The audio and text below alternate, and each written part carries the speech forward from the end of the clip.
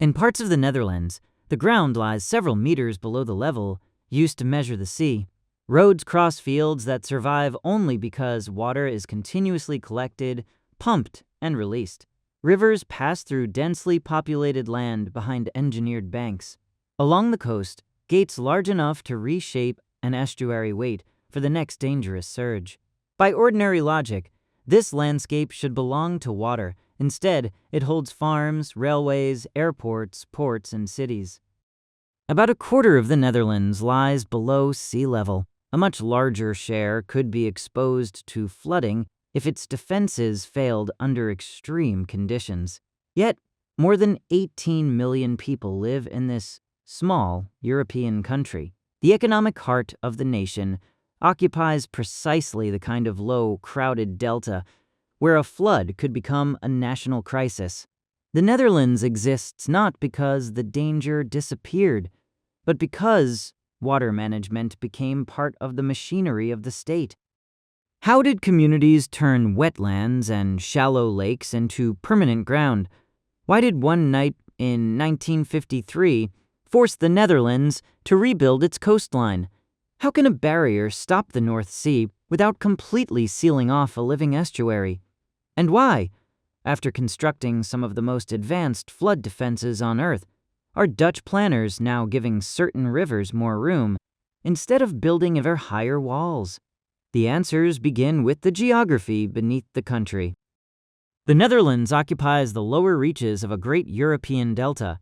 The Rhine, the Maes, and branches connected to the Scheldt approach the North Sea across terrain with little natural height. Water reaches the country from two directions. Storm surges can push inland from the coast, while rain and melting snow can send enormous volumes down rivers from other parts of Europe. Protecting the land from the sea is only half the problem. The rivers must still be allowed to reach it. Long before concrete barriers, people lived on the higher fragments of this landscape. Settlements developed beside tidal channels, rivers, marshes, and peatlands. Communities raised ground, built embankments, and linked smaller defenses into longer dikes. This was not one uninterrupted national project. It was a gradual accumulation of local solutions. A farmer protecting a field, a village maintaining a drainage channel, and neighboring settlements sharing a dike were all responding to the same fact. Water ignored property lines. One of the defining Dutch solutions was the polder, an enclosed area where the water level is controlled artificially. A polder may be reclaimed from a lake or formed by draining wet ground behind dikes, but a dike alone does not make the land dry. Rain still falls inside. Groundwater still rises. Water must be guided into canals and lifted toward a higher outlet. A polder is not simply land taken from water. It is land that remains usable only while an entire drainage system continues to work. The windmills at Kinderdijk preserve this older system in visible form. 19 drainage mills stand within a landscape of polders, reservoirs, channels, sluices, pumping stations, and dikes. The mills used wind power to lift water in stages until it could be discharged toward the rivers, but their deeper meaning is institutional. Such systems required maintenance, rules, taxes, inspections, and cooperation. Dutch water authorities developed because people who shared the same vulnerable basin also shared the consequences of neglect. By the 20th century, wind power had given way to steam, diesel, and electricity. Dutch engineering also moved to a larger scale. Completed in 1932, the Afsluitdijk stretched for roughly 32 kilometers, or 20 miles, separating the former Zuiderzee from the Wadden Sea. The saltwater inlet became the freshwater IJsselmeer. The project improved protection and created possibilities for reclamation, transport, and water storage. It appeared to prove that entire bodies of water could be reorganized through national planning. But every defense creates dependency. Once people settle behind a dike, the value of the protected land grows, more homes appear, roads, farms, factories, and public services follow. A structure that once protected a rural district may later stand between a major population center and disaster. At the same time, drained soils can subside, increasing the difference between the land and surrounding water. Success does not remove the risk. It places more people behind the system that contains it. During the night of January 31st to February 1st, 1953, a severe North Sea storm surge struck the southwestern Netherlands. High water was driven toward the coast, while many people were at home. The defenses were not prepared for the combination of conditions that developed. Across Zeeland, South Holland, and western North Brabant, dikes were overtopped or breached. Records count 96 major breaches and nearly 400 smaller ones. Seawater moved into low-lying islands and polders behind them. The geography that normally supported farms and villages now trapped water behind broken defenses. Roads disappeared beneath the flood. Buildings were damaged or swept away. Telephone and transport links failed in affected districts, complicating warnings and rescue. Some communities were struck more than once as damaged dikes faced another high tide. The disaster was not a single wave moving across one coastline. It was a chain of local failures spreading through a landscape divided by islands, channels, embankments, and polders. In the Netherlands, 1,836 people died. About 200,000 hectares, roughly 770 square miles, were flooded. Tens of thousands of animals were lost. Thousands of homes and farms were destroyed, and many more were damaged. Around 72,000 residents had to leave the disaster region for an extended period. Some were taken to safer cities, while soldiers, emergency workers, crews, and local residents continued rescue and repair operations. Rebuilding houses was possible. Rebuilding a sense of safety took far longer. The flood transformed water policy into a national question. The government appointed a Delta Commission to determine how another disaster of this scale could be prevented. Its task was not merely to repair the places that had broken. The commission examined the entire southwestern delta. The central conclusion was direct. The network of islands and long tidal estuaries left too much coastline exposed. The Netherlands would have to change the shape of the delta itself. The resulting delta works became a series of 13 major flood defense projects: dams, locks, and movable storm surge barriers. Rather than strengthening every kilometer of vulnerable inland dike, engineers could close or narrow several estuaries closer to the sea. This reduced the length of coastline that required direct protection and improved connections between former islands. The plan combined civil engineering with national reconstruction, but it would take decades, and each waterway presented a different technical and environmental problem. Some inlets could be closed with fixed dams. Others required sluices to manage freshwater or locks to preserve shipping routes. Foundations had to be built in moving tidal channels where currents could undermine newly placed material. Construction crews used cableways, prefabricated concrete elements, temporary islands, specialized vessels, and layers of stone and filter material. The map of the Southwest gradually changed. Waterways that had once separated communities became crossed by roads, dams, and engineered gates. The Delta Works were not one monument completed by one generation. The first major barrier was finished in the 1950s. Other components followed through the 1960s, 1970s, and 1980s. Designs changed as knowledge improved and political priorities shifted. New structures had to protect communities while preserving navigation, managing river discharge, and operating under corrosive saltwater conditions. The project became a national laboratory, one where every solution created the conditions for the next, more difficult decision.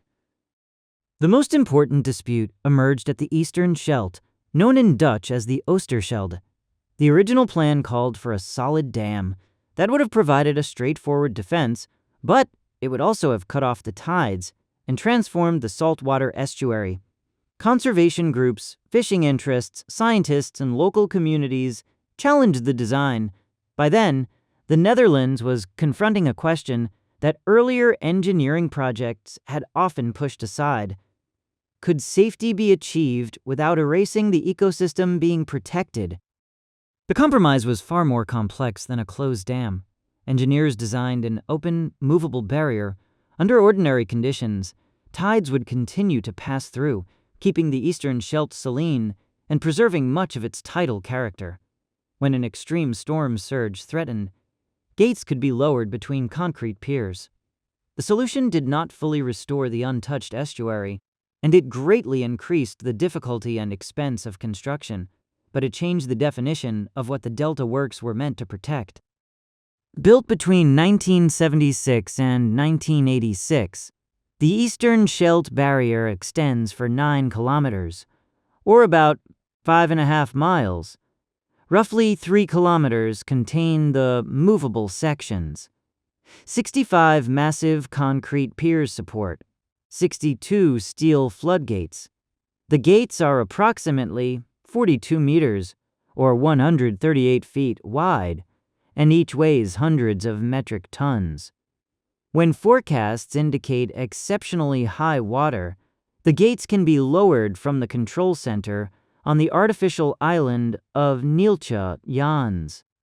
The decision depends on measurements and forecasts from the Dutch hydrometeorological system. The barrier is closed when the water level is expected to reach 3 meters above Amsterdam's reference level, known as NAP. Lowering all 62 gates takes about 75 minutes. Once closed, the barrier becomes a temporary wall across the tidal openings. After the danger passes, the gates rise again, reconnecting the North Sea to the estuary. Its strength lies not simply in blocking water, but in remaining open most of the time. Even this compromise carried a price. The delta works altered currents, sediment movement, salinity, habitats, and fisheries across the southwestern delta. Fixed dams transformed some saltwater inlets into freshwater or brackish lakes. Tidal ranges changed. Sandbanks and mudflats faced different patterns of erosion and deposition.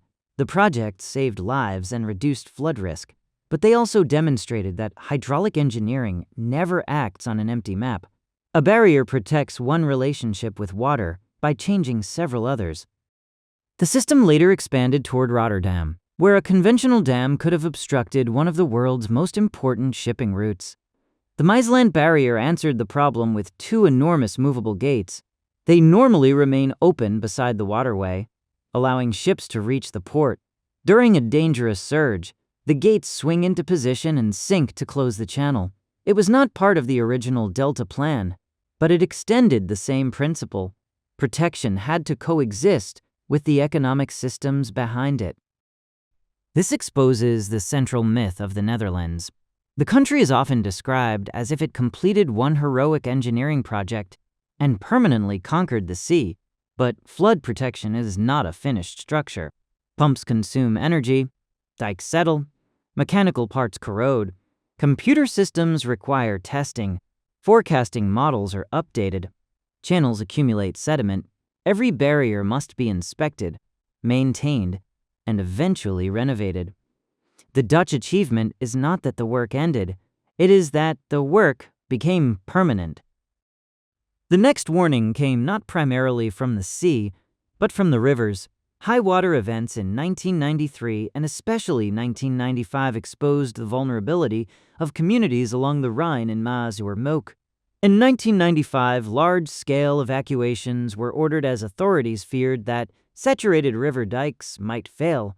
The disaster many expected did not occur, but the emergency revealed a dangerous pattern. Higher dikes had encouraged development behind them, while forcing floodwater through an increasingly restricted corridor. The response was called room for the river. Instead of relying only on higher embankments, planners widened floodplains, relocated certain dikes, deepened side channels, lowered groins, and created routes where high water could spread more safely. Near Nijmegen, one dike was moved inland and an additional channel was created for the Waal River. The principle marked a philosophical shift. Water would not always be forced into a narrower space. In selected places, the landscape would be redesigned to accommodate it. Room for the river did not replace dikes, pumps, or storm surge barriers. It added another layer to the system. Modern Dutch water management now combines resistance with accommodation, keeping the sea out, allowing rivers space, strengthening urban drainage, protecting freshwater supplies, and designing buildings and public spaces for more extreme conditions. The old image of a nation fighting water remains powerful, but the newer strategy is closer to negotiation, deciding where water must be stopped, where it can enter, and where it should be stored. Climate change is increasing the pressure on that negotiation. Sea level is rising while parts of the land continue to subside. More intense rainfall can overwhelm urban drainage. Hotter and drier periods can reduce freshwater availability and allow saltwater to move farther inland. Higher rivers and higher seas may occur at the same time, making it more difficult to discharge water from the delta. The challenge is no longer simply to repeat the defenses of the 20th century. It is to decide which systems can still be adapted. The National Delta Program addresses flood safety, freshwater, and climate-resilient development. It is updated regularly rather than treated as a single final blueprint. Dutch authorities are strengthening primary defenses, renovating older structures, improving forecasts, and requiring water and soil conditions to influence long-term spatial planning. The aim is for major flood defenses to meet updated standards by 2050. Yet planning extends beyond that date, because the structures built today may still shape settlement patterns far into the next century. The Netherlands, therefore, depends on more than engineering. It depends on institutions that can collect taxes before disaster, maintain structures when no emergency is visible, and plan for conditions that may arrive beyond the careers of current officials. The memory of 1953 remains part of that political culture. Museums preserve testimony from survivors. Flood markers record past water levels. Annual tests and public warnings turn historical memory into procedure. The defenses are physical, but the discipline required to maintain them is social. For other coastal regions, the Dutch example offers no universal machine that can simply be copied. Wealth, geography, government capacity, ecosystems, and social priorities differ from one delta to another. But the larger lesson travels well. Flood protection works best when engineering, forecasting, land use policy, emergency planning, and environmental knowledge are treated as one system. A barrier can reduce risk. It cannot decide where people should build, how nature should be valued, or who pays for protection. Those remain political choices. Return to the low field behind the dike. The water beyond it may stand higher than the ground, yet the field remains cultivated. Not because the Netherlands won a final battle, and not because nature accepted defeat. The field exists because generations measured the water, moved it, argued over it, remembered its failures, and rebuilt their defenses when old answers became insufficient. The country below sea level survives through a promise that can never be completed.